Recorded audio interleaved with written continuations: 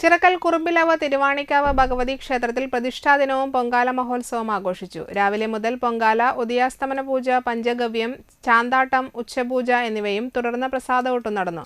വൈകിട്ട് തിരുവാണിക്കാവ് വാദ്യകലാപീഠം അവതരിപ്പിച്ച പഞ്ചാരിമേളം നടന്നു. പൂജാ ചടങ്ങുകൾക്ക് ക്ഷേത്രം മേൽശാന്തി രാധാകൃഷ്ണൻ എമ്പ്രാന്തിരി മുഖ്യ കാർമ്മികത്വം വഹിച്ചു.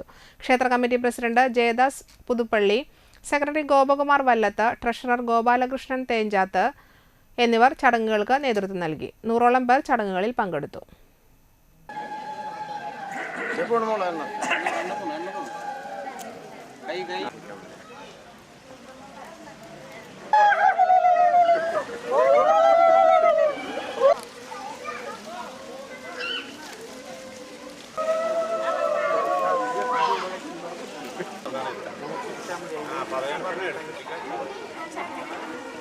അതെന്തായാലും